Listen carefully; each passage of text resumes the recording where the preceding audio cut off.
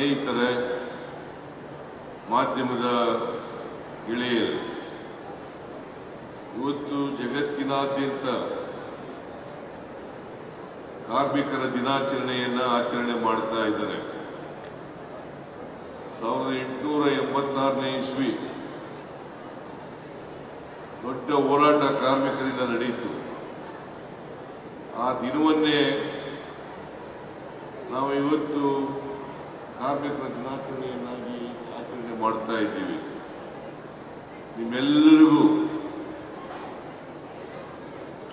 ಮತ್ತೆ ಈ ನಾಡಿನ ಜನತೆಗೆ ಕಾರ್ಮಿಕ ದಿನಾಚರಣೆಯ ಶುಭಾಶಯಗಳನ್ನು ಕೋರಲಿಕ್ಕೆ ಬಯಸ್ತಾ ಇದ್ದಾರೆ.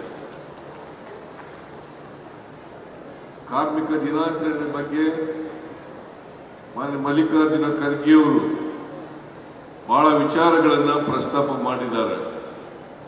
ನಾನು ಮತ್ತೆ ಆ ವಿಚಾರಗಳನ್ನು ಪ್ರಸ್ತಾಪ ಮಾಡಲಿಕ್ಕೆ ಹೋಗಲ್ಲ.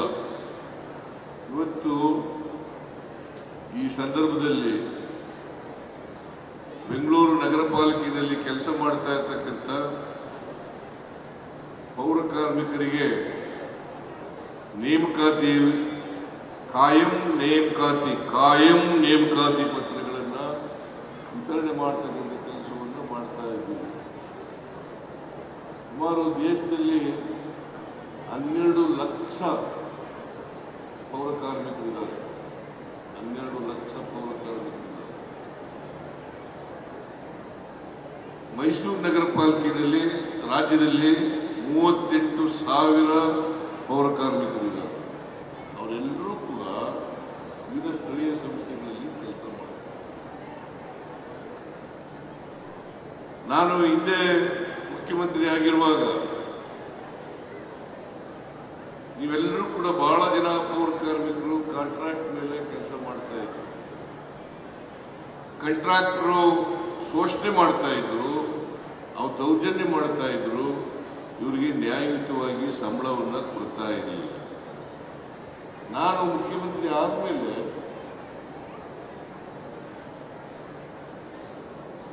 ಮಿನಿಮಮ್ ವೇಜಸ್ ಆಕ್ಟ್ ಪ್ರಕಾರ ಎಷ್ಟು ಸಂಬಳ ಸಿಗಬೇಕು ಅಷ್ಟು ಸಂಬಳವನ್ನು ಕೊಡಿಸ್ತಕ್ಕಂಥ ಪ್ರಯತ್ನವನ್ನು ಮಾಡಿದೆ. ಅದಕ್ಕೆ ಮೊದಲು 7,000 ರೂಪಾಯಿ ಸಿಗ್ತಾ ಇತ್ತು. ಆಮೇಲೆ 17,000-18,000 ರೂಪಾಯಿ ಸಿಕ್ಕಂಗೆ ಮಾಡಿದೆ. ಆಮೇಲೆ ನೇರವಾಗಿ ಪೌರ ಕಾರ್ಮಿಕರಿಗೆ ಸಂಬಳ ಕೊಡ್ತಕ್ಕಂಥ ಕೆಲಸವನ್ನು ಮಾಡಿದ್ರಿಂದ ಇವತ್ತು ಮಧ್ಯವರ್ತಿಗಳ ಹಾವಳಿ, ಕಾಂಟ್ರಾಕ್ಟರ್ಗಳ ಹಾವಳಿ, ಅನ್ಯಾಯ, ಅದರಿಂದ ನೀವು ಎಲ್ಲರೂ ಕೂಡ ಮುಕ್ತರಾದ್ರಿ ಅಂತಕ್ಕಂಥ ಮಾತುಗಳನ್ನು ಹೇಳಲಿಕ್ಕೆ ಬಯಸ್ತಾ ಇದ್ದೇನೆ. ನಾನು ವಿರೋಧ ಪಕ್ಷದ ನಾಯಕನಾಗಿದ್ದಾಗ ಒಮ್ಮೆ ನಾರಾಯಣ ಮತ್ತು ಇತರ ಎಲ್ಲ ಪೌರ ಕಾರ್ಮಿಕ ಸ್ನೇಹಿತರು ನನ್ನನ್ನು ಕರೆದು, ನಾವು ಪ್ರತಿಭಟನೆ ಮಾಡ್ತಾ ಇದ್ದೀವಿ, ನೀವು ಅಲ್ಲಿಗೆ ಬರಬೇಕು ಅಂತಕ್ಕಂಥ ಮಾತುಗಳನ್ನು ಹೇಳಿದ್ರು. ನಾನು ವಿರೋಧ ಪಕ್ಷದ ನಾಯಕನಾಗಿ ಪ್ರತಿಭಟನಾ ಸ್ಥಳಕ್ಕೆ ಹೋಗಿದ್ದೆ. ಆ ಪ್ರತಿಭಟನಾ ಸ್ಥಳದಲ್ಲಿ ಅನೇಕ ಡಿಮ್ಯಾಂಡ್ಗಳನ್ನು ನೀವು ಇಟ್ಟಿದ್ರಿ. ಈ ಕಾಯಂ ಮಾಡ್ತಕ್ಕಂಥದ್ದನ್ನು ಕೂಡ ಒಂದು ಡಿಮ್ಯಾಂಡನ್ನು ಇಟ್ಟಿದ್ರಿ. ನಾನು ರಾಜ್ಯ ಸರ್ಕಾರಕ್ಕೆ ಒತ್ತಾಯ ಮಾಡ್ತಕ್ಕಂಥ ಕೆಲಸವನ್ನು ಮಾಡುತ್ತೇನೆ.